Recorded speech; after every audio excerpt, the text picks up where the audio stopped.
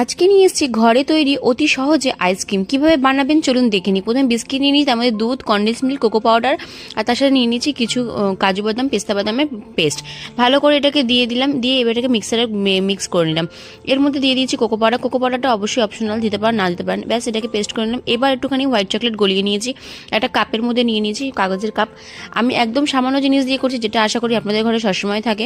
ব্যাস এবার কাগজের কাপের মধ্যে ভালো করে আমি লাগিয়ে দিলাম চকলেটগুলো দুবার তিনবার করে লাগিয়ে একটু ফ্রিজে হালকা ঠান্ডা হতে রেখে দেবেন। জমে গেলে পরে এর মধ্যে দিয়ে দিলাম ওই ব্যাটারটা দিয়ে দিলাম। ওপর দিয়ে একটু ওরিও বিস্কুট একটা ফুটো করে দিয়ে একটা কাঠি দিয়ে ঢুকিয়ে দিলাম। আর ঘরে তৈরি এই দেখো না, ঘরের প্লাস্টিক দিয়ে কি সুন্দরভাবে এটাকে লাগিয়ে দিলাম। কোনো ফয়েল পেপার লাগলো না, কোনো কিছু না। আর গার্ডারটাও আমি পিহুর মাথার গার্ডারটাই লাগিয়ে দিলাম। তো আজকের এই চকলেট আইসক্রিম রেসিপিটা কেমন লাগলো অবশ্যই কিন্তু কমেন্ট করে জানাবেন। আর দেখতে পাচ্ছ বন্ধুরা কি দারুণ হয়েছে না দেখতে, খেতে তেমনি দারুণ হয়েছে। একবার ঘরে ট্রাই করে দেখো। হ্যাপি হ্যাপি বিস্কিট জিন্দাবাদ। ভালো লাগলে সাবস্ক্রাইব করবে।